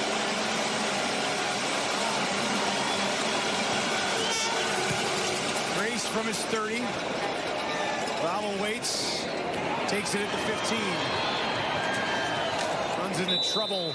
Gets clobbered just shy of the 25. As Collaros takes the field here with a lead in the 4th quarter. And in the past with Brady Oliveira, you know what happens at this time. Right? Absolutely. It's a 7-8-yard drive. Most of it on the ground. And they seal it away. Let's see if it's a little bit different without Brady Oliveira, who's in there, T-shirt in behind. Yeah, looking at the play chart. But yeah, you're right. I mean, Brady Oliveira get that 7 yards. They can go with the fly sweeps to Nick Dembski. He's hitting his helmet. Yeah, he gets fired up. The O-line gets fired up, and they drive it down the field and seal the deal. Peterson in there now. Zach's going to be throwing on 1st down.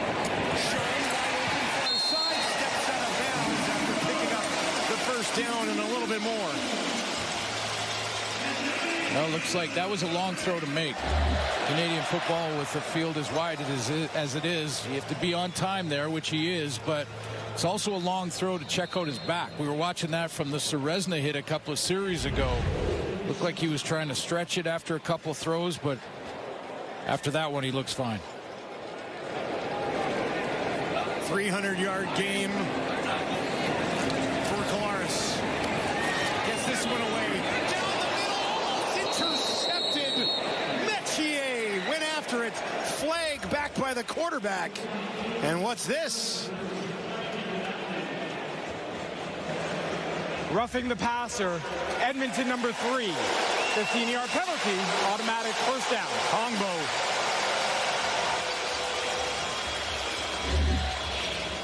Well, the handful of plays, right?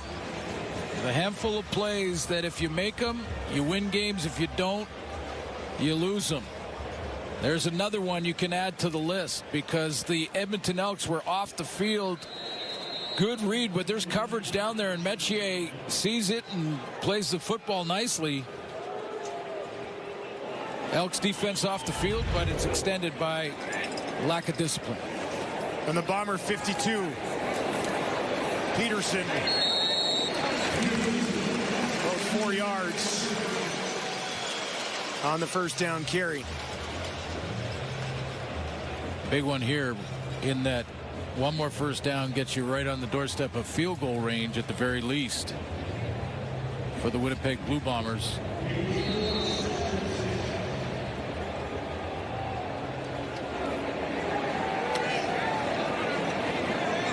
The Elks go with pressure here. I don't know. I don't know what to do against Collaros when he's on here. Gets it away quickly. Schoen cuts it back. First down, Winnipeg. Managed to escape from the first tackler and then moves the chains.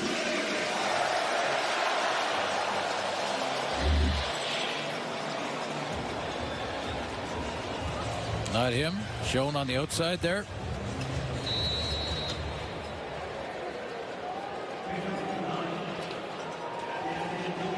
Collaros is 22 of 27, 3 touchdown passes, and he's got the ball working from the Edmonton 46. This time in the belly of his back. Big hole for Peterson. Looks like another Winnipeg first down. That's the formula. On first down, run the ball, positive yards, in field goal range now. But of course, Zach Collaros wants more. Metier with the tackle, second level. Winnipeg moving quickly here. High snap. Collaros hauls it in. Guns it down to the 25. Dembski's there. Edmonton saying incomplete. And we wait for a ruling. They're talking about it. They're saying catch, I believe. They're placing the ball.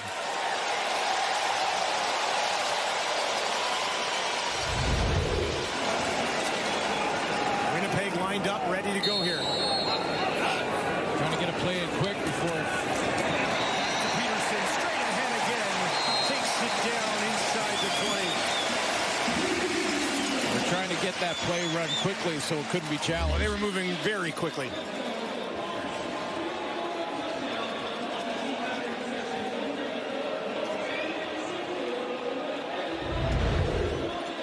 Speed call from Jason Hogan, the offensive coordinator. Now he's back. Now he's settled into that formula. Run on first down. Get your 7 and 8. 2nd and 2. Strevler into the game. Strevler pushing ahead.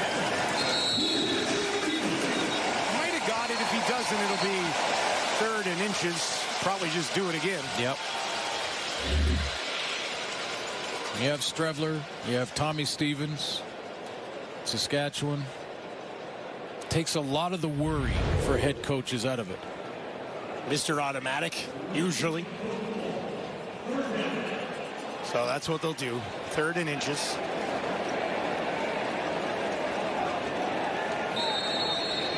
Strevler doesn't need much. Can the Edmonton defense somehow push him backwards? No chance. Strevler straight ahead.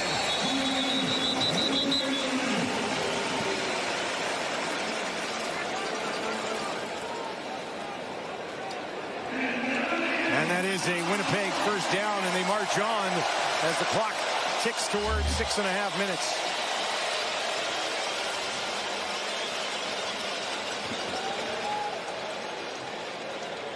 And leave Strevler out there. They did this last week once too. 1st and 10. Strevler in. Hands it off to Cooley. Upended immediately. Cordell Jackson, the halfback, had slid down. Upends him. And it'll be second down and about 8.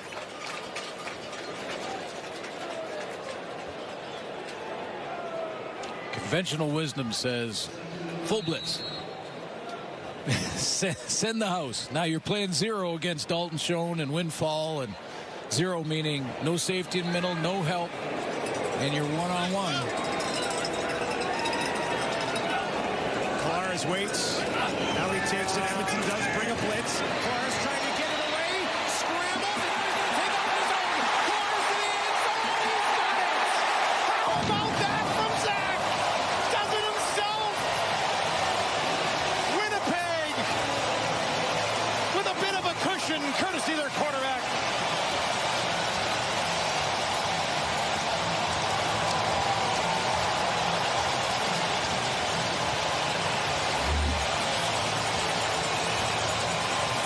It was full blitz with Niles Morgan hanging as a spy, and Zach Collaros in open field makes a miss.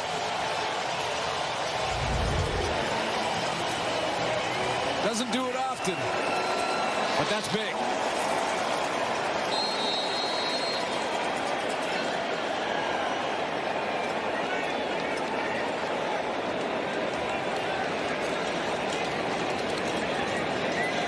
Castillo to make it a 10-point game. And he does.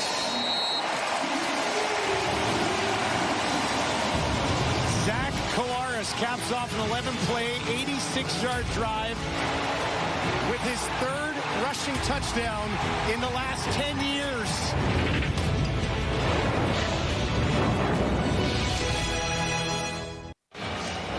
13-yard run, his 3rd touchdown in the last decade, and he beats one of the top tackling linebackers in the league in Niles Morgan. Go ahead and run, and I'll show you Niles Morgan. Not yet. He's coming to the left of your screen, and he overruns Zach here and opens up that hole. That is a nice move in the open field on one of the top linebackers and tackling in the league.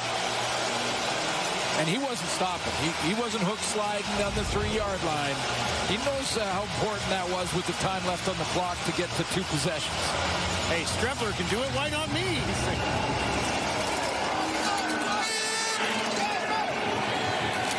On the return, Arkell Smith stops at the 30.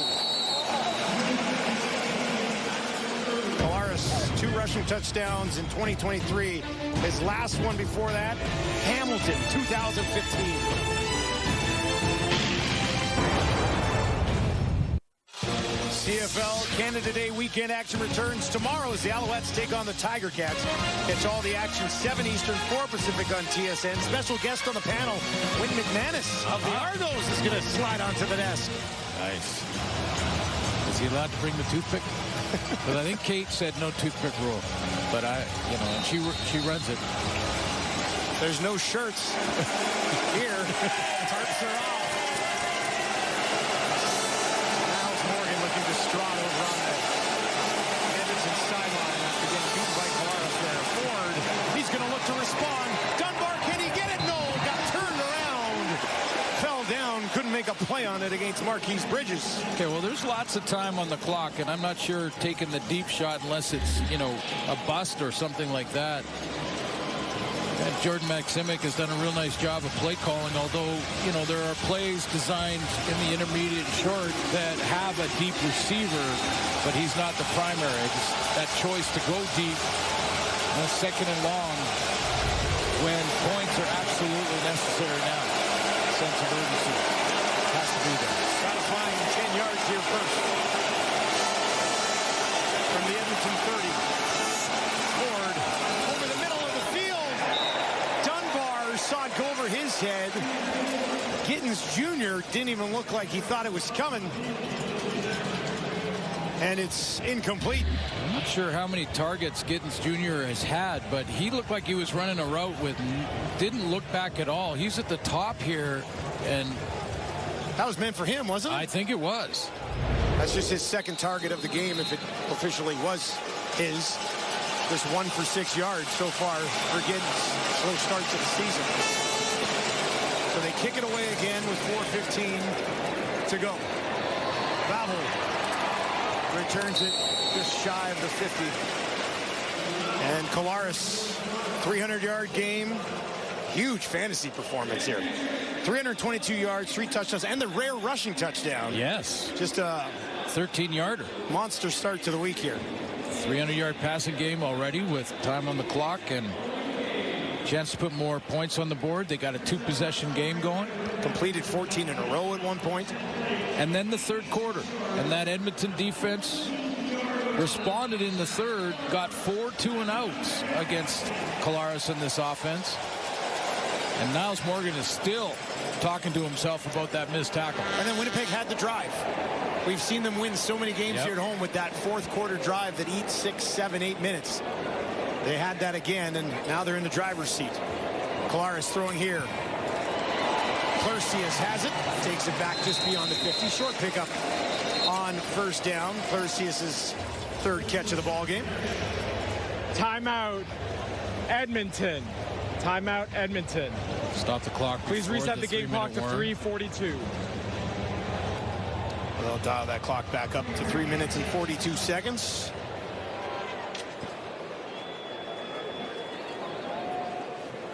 Mark Killam still looking for that first win.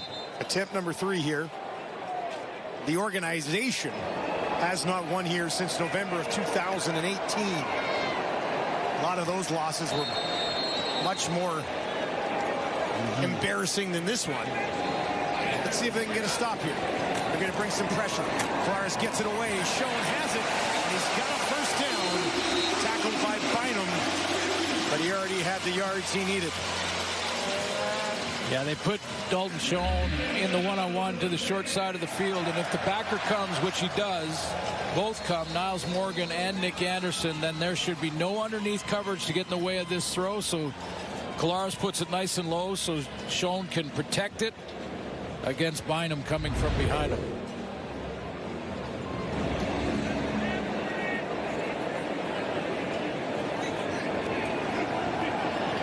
Bombers 38-6 in their last 44 at home. Had an issue with the chains, but that is being fixed on the sideline.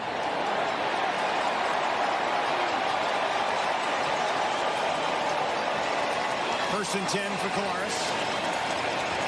They'll hand it off right up the middle. Another first down as Peterson takes it down to the 35.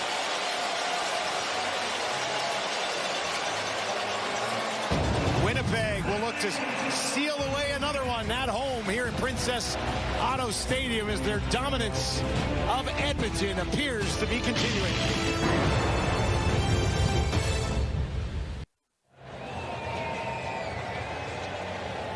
Well, it's been a tough start, to say the least, for Edmonton. 0-8 in 2023, 0-7 in 2024, and on the verge of going to 0-3 tonight in June and July over the last 3 seasons. Just cannot find a way to get out of the gate on the right side of things.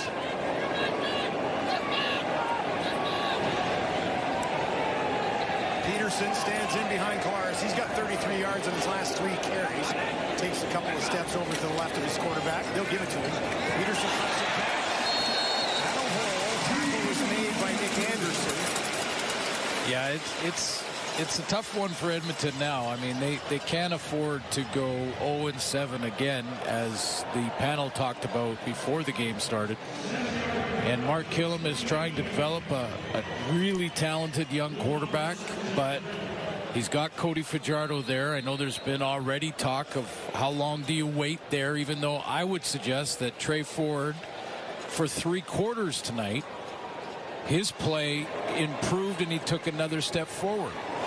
You know, I think the last series with the 2 deep shots with 4 minutes to go, bad decisions. They were a little ill-advised. Yeah.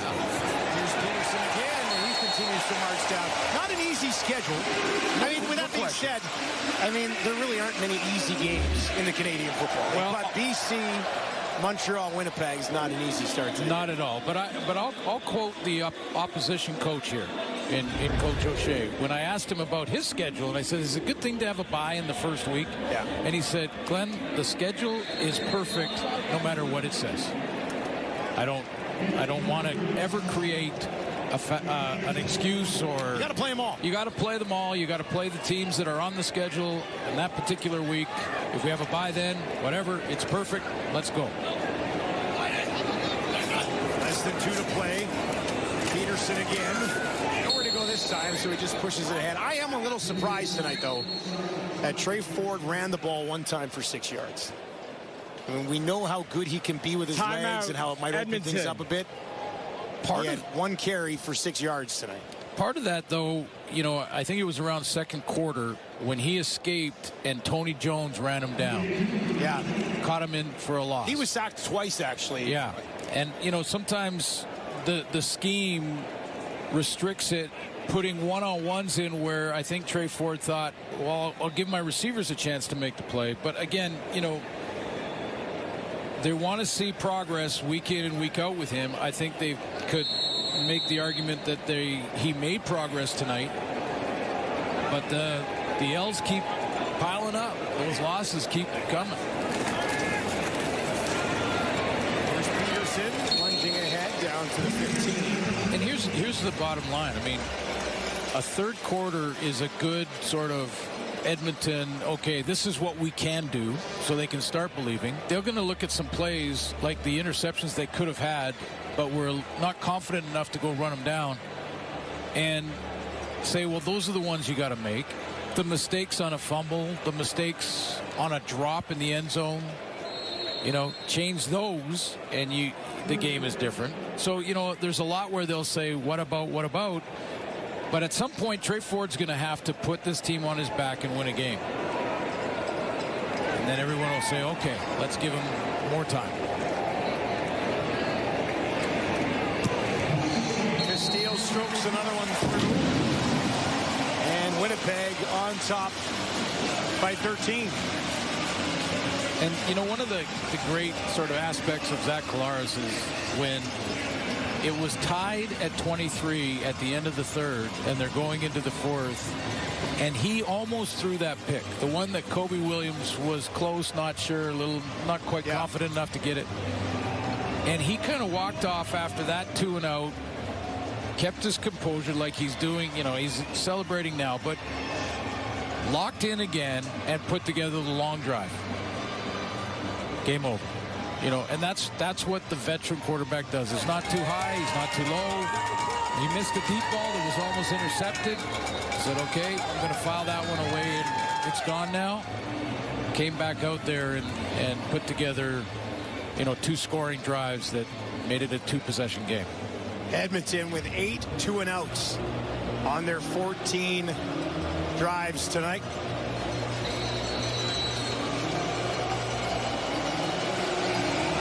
Minute and 20 remaining. They're about to get the ball back one more time.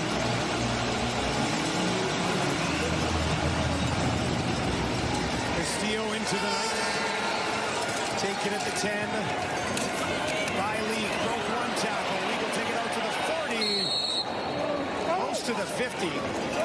They're going to mark him out at the 49. There's an injured Elk back on the 25-yard line here as well.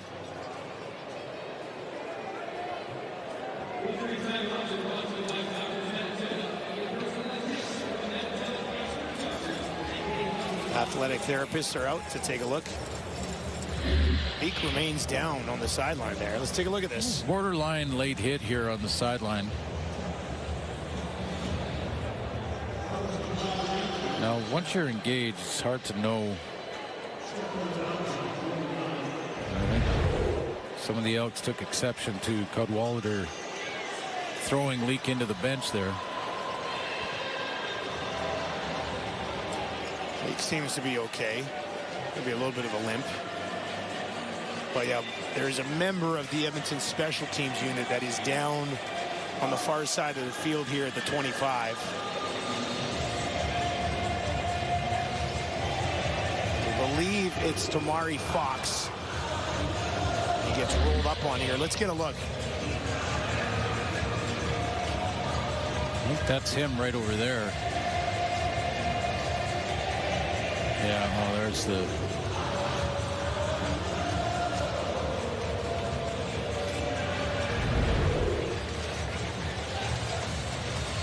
Being helped off the field. First year out of North Carolina. Trying to make an impact on special teams.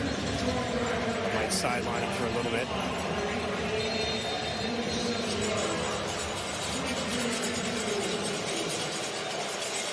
Winnipeg did not have a first down in the third quarter, but in the fourth quarter, first downs are 11-0.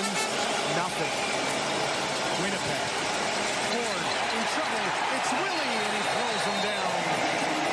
75th sack in the career of Willie Jefferson. There's a milestone of three-man pressure. Willie Jefferson. Great hands to use those hands to get around the block attempt on the outside by Martez Ivy. Down at the bottom of your screen now. Can he get another? Ford gets this one away. That is caught and will be a first down as he goes back to Julian Grant, who had a big drop late in the first half, but answered right back with a huge touchdown to start the second. Yeah, that was one play. Get that one back. Now, he made that touchdown, made up for it, and it happens. I'm not suggesting that you're going to be perfect all the time, but struggling team, you got to make those plays. Ford, a little bit in behind Arkell Smith, but he's able to hang on and be second down. 37 seconds on the clock. So the Elks will host Ottawa next, then BC. So they have back-to-back games at home. Got to find a way. Pick up a victory at home. Near side, that's Mathis. That's his first catch of the game.